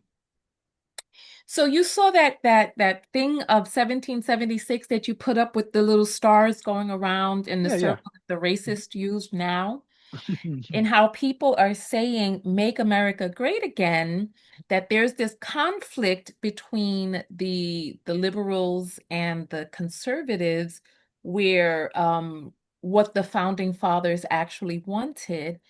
And I'm hearing that the founding fathers were purposefully racist. Oh, this is so Yeah, that going back to what the founding fathers wanted would actually keep us in a racist society. yes. Oh, Yeah, but I mean that should be made clear. I mean the thing, the operative norm we're seeing today is rooted entirely in white supremacy. That, that's the line of continuity. So yes, it goes all the way back to the racism of the founding era. It was always about white supremacy. It was never about anything else. Yeah, I Trevor. guess Oh, I guess sorry, sorry. the part that's so hard to wrap my head around is, about these inalienable rights and we the people and all of this stuff, but that they were very intentional because, the way that it's taught in school is that these men were heroes. And then I started learning about Sally Hemings and how this psychopath had her in a bricked up wall behind his bed that he shared with his matrimonial wife, where he would go back in there, and they tried to make it sound like she was a mistress, but she was an enslaved woman that he raped all of these children into, and then even after he died he never freed her. Yes. And so I feel like, I guess the question is, can we really truly, can we fix this country if it was built upon racism, bigotry, and dehumanization of Black bodies? Can this be fixed, or do we have to start all over again, just wipe the slate clean? It depends on how you look at it. In one sense, yes, you have to wipe the slate clean. In another sense, uh, you can cure the cancer, but how we get there requires a very difficult thing. It requires getting white people in this country to admit that there is a problem that needs to be fixed. And until you can get white people as a collective majority to lean into fixing the problem, which means confronting white supremacy, it's going to feel like a tug of war and it will stay that way. And it's going to stay as a tug of war. It's not necessarily going to revert back to pure slavery and white supremacy and blah, blah, blah. But we're going to be stuck in a state of a perpetual tug of war until white people collectively begin to realize that investments in white supremacy isn't even benefiting them. Until we get there, and then even after we get there, in one sense, you could say it's revolutionizing America. In the other sense, you could say you're just course correcting. It just depends on how you look at it at that point. Well, they bucking down white folks in Minnesota, man. Which again, here is the opportunity. But I would go so far as to say it's got to go a little bit longer. But if white people start realizing that they're not even benefiting from this shit, that's when you'll start to see a change. But I want to get to Trevor and then I want to get to James. So Tanya, this is just cognitive dissonance.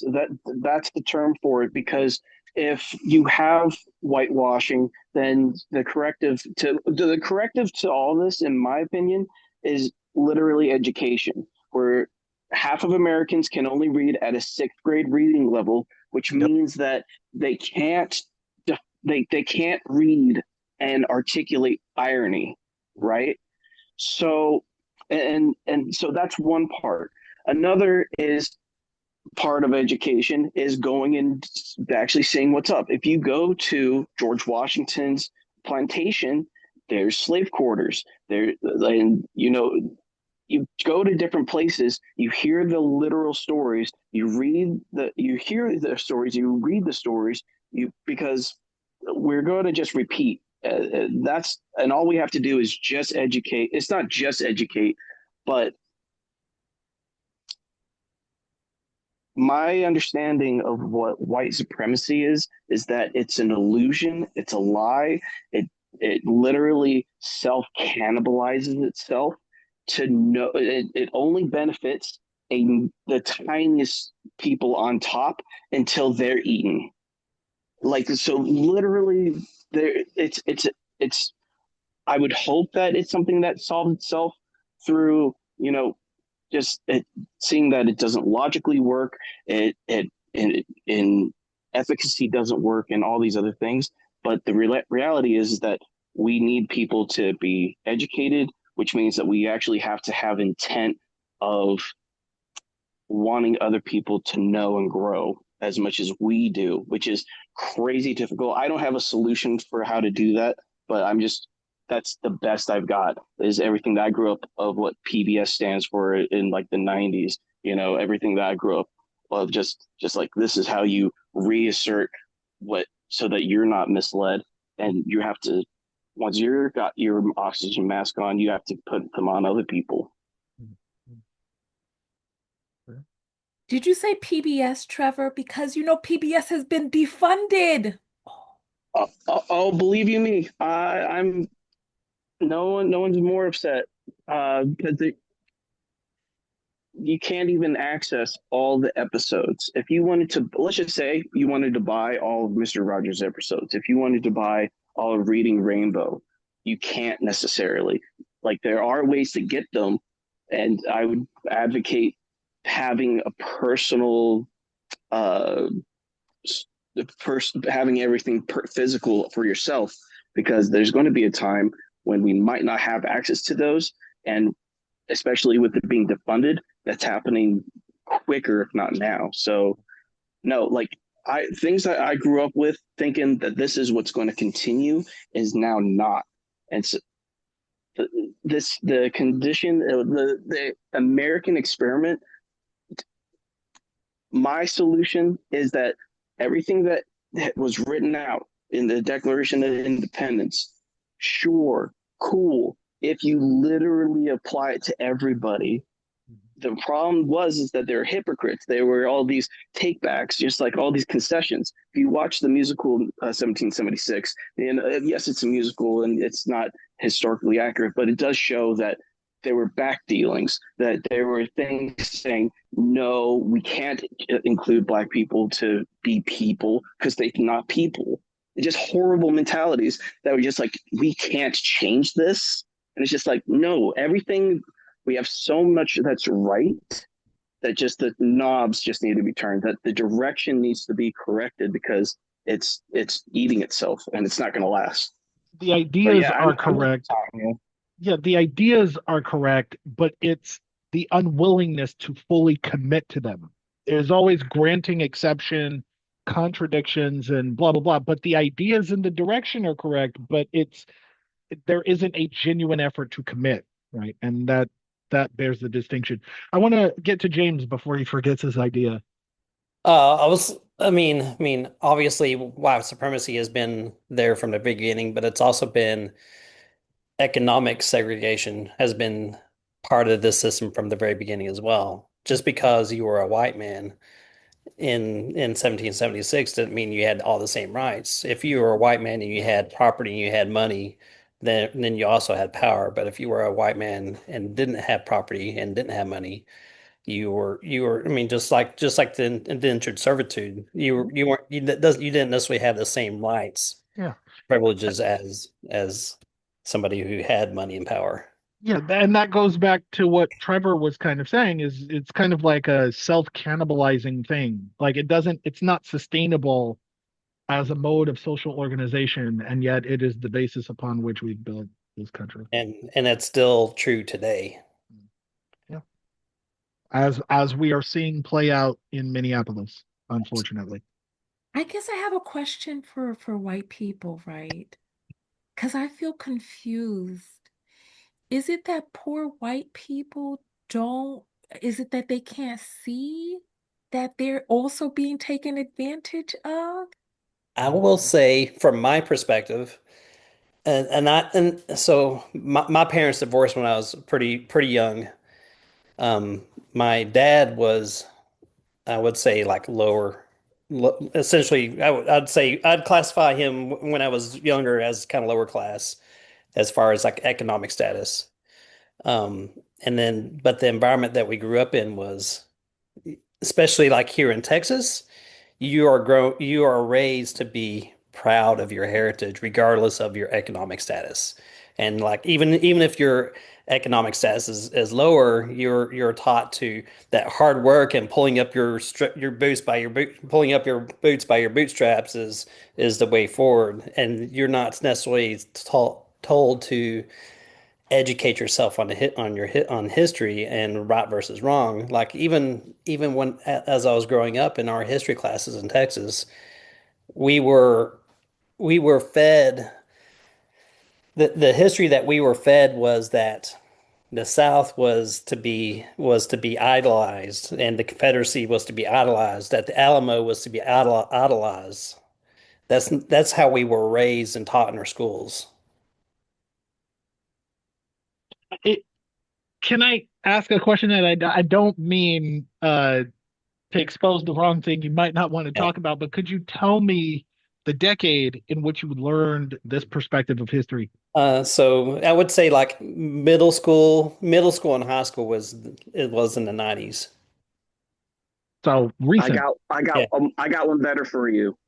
You can look. So I'm not from Utah. I'm from Maryland, but I've been in Utah for the past 10 years. And every year they have all the local high school, elementary schools participate in I forget what it's exactly called, but it's something like Celebration of America. And just so imagine a giant auditorium because it's taking place at the Marriott Center and Brigham Young University. So a giant stadium, like 1,000 kids all singing like, oh, aren't so great to be an American. Like, honestly, if you look at it in the lens of Germany propaganda, I was stunned because I was just like, there's no way that we're having little kids being like, hoorah, rah, America, hoorah, rah, troops, hoorah, rah, these Mhm. just random things. And it's a big deal. Like you get part of your grade is on it. Like Wow. like it's a huge thing out here. And you can look it up on YouTube because they do it every year. So 2020, and I so it's there because to some degree, how do you teach American exceptionalism without the nuance, the unfortunate nuance of the undertow of what white something Yeah. that doesn't exist, so you have to prop it all up. If I would look at migratory patterns of people where it, lower socioeconomic people cannot move, like it's very difficult for them to move, cities, states, or however metric you want to use. Yes, people do move, but a lot of people will just stay in the same areas, and if you don't ever have to move, so let's just say you artificially live in your zip code, there's an I this is not fully correct, but just with the idea that there's an empathy quotient that you're only going to fill up because you're not interacting with as many possible people. So if you're in a rural area, like, so let's just say Panguitch, Utah, of like 600 people, and you never leave there, you're not really going to associate or interact with people. So it's there's a lot of things just playing into like James's education, what I've been surrounded by. Like it's really interesting seeing people trying to say, "Hey, we have heritage," because even for me, my heritage that I'm recently learning about is I'm fourth generation French Canadian, and so, but that doesn't really truly mean anything. I'm not going to go around telling people I'm French Canadian and super proud of that. I have no idea what that means, and especially that my heritage is Mormons. So like that's what I got. Like I don't know. Like other people, they try and say that their heritage and their culture identity is important, and to the degrees of celebration, yes. But to have it be something saying this is why I'm better than you, or this is why I'm exceptional under God, just like pump the brakes. Yeah.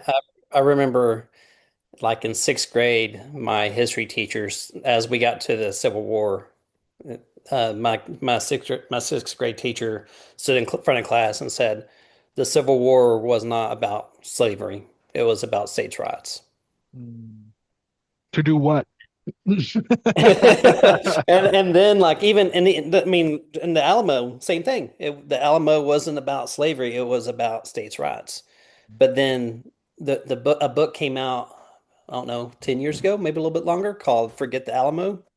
And if you read that book, they go into depth the letters that Stephen F. Austin wrote to Santa Anna for years about slavery and allowing slavery as he was trying to promote people to come to Texas. And I mean, it was like at first Mexico allowed slavery, and then Mexico said, we're going to abolish slavery everywhere except for in Texas. Then they went from, we're going to abolish slavery in Texas, but we're going to allow indentured servitude, to then we're going to outlaw, just flat out abolish slavery and indentured servitude. And then the Alamo happened. But the Alamo was about slavery?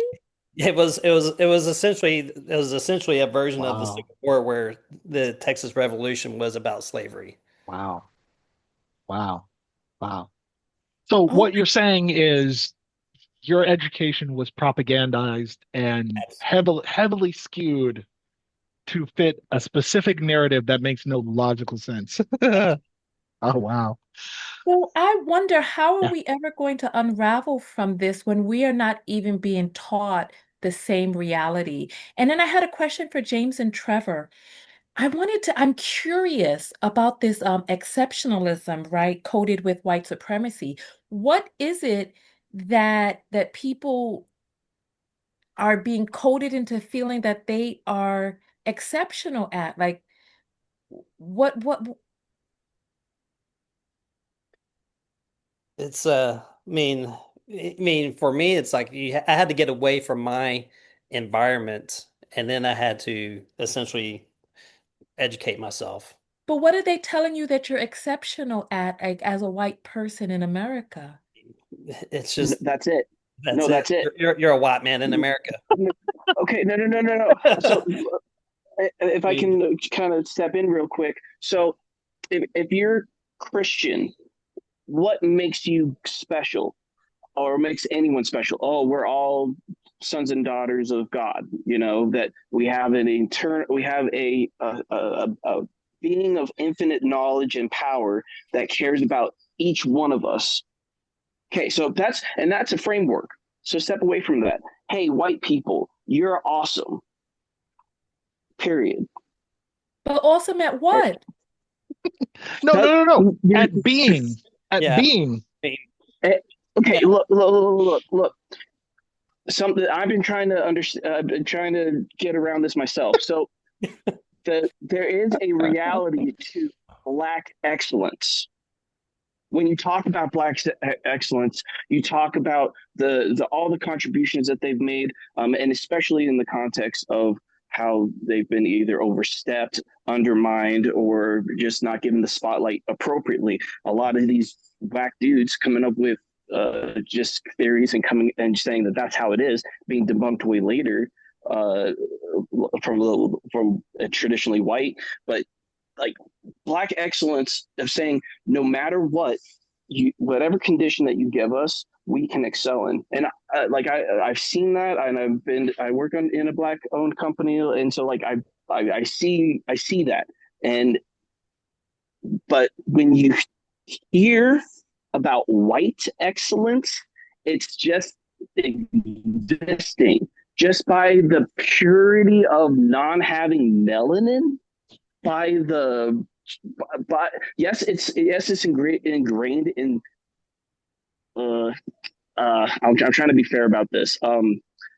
It's predominantly Christian narratives, if not like heavily Catholic ones.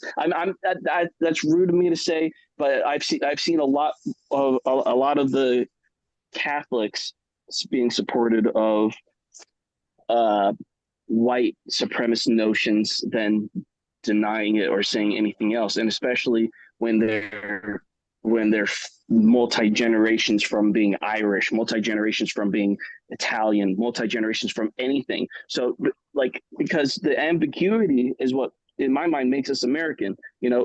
It's a melting pot. It's whatever, but it like black excellence exists because we need to actually say, hey, there's been good stuffs, and it's like it's one on one hand, it's admitting to the white fragility, or not even. I'm not even saying that. I'm saying it's talking about true things instead of just hiding it or dismissing it.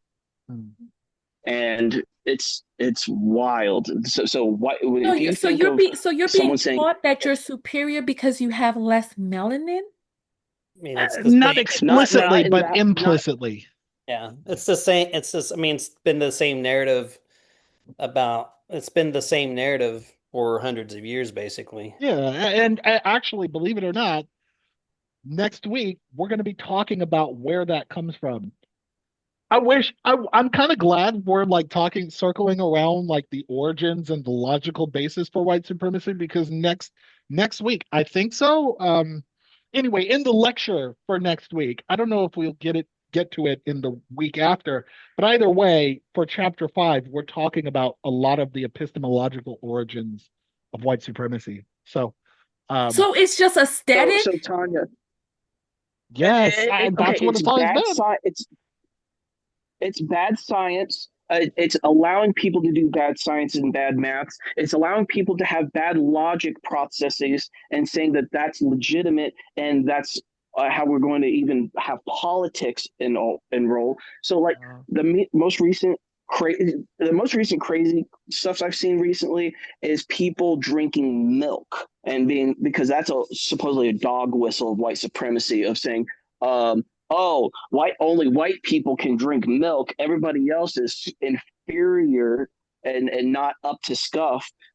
So we're just going to go around drinking whole milk, if not raw milk, because God gave us gave us the Constitution. Because like, But it's okay, the it, thing I would tell you to read is some of the secession or articles of secession by the states, because in the very first line of Mississippi, it talks about how the slavery of black people and the supremacy of white people is central.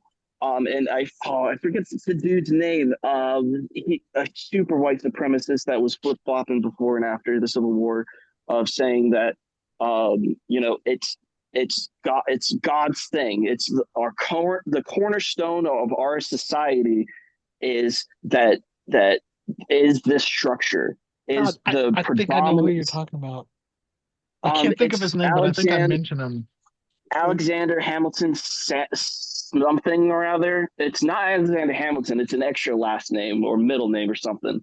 Yeah, But yeah. yeah, it's the cornerstone speech. That's the name of it. So if you Okay. look up the cornerstone speech, because later after the Civil War, he talks about how, oh well, states' rights, and we have to have a reclamation of what it means to be Southern or white, and it's just like what, Yep. like if you really try and determine what whiteness boils down to, it's all these artifices, all these like fluff words of like, oh, it's Eurocentrism, oh, it's having this like these attributes, and it's just like that's all gross. That's all disgusting.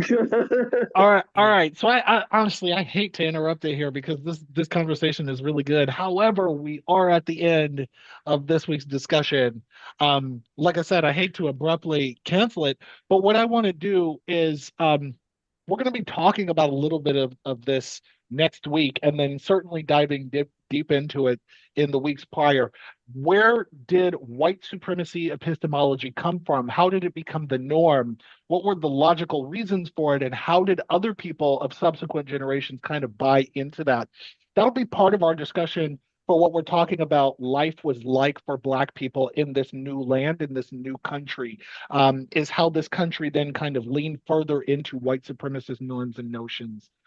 So that's where we'll leave this discussion. Thank you so much for chiming in and sharing, and I hope you guys return next week and the week after that, because we'll be completing chapter 5, and in completing chapter 5 we can certainly build on this conversation moving forward. Okay.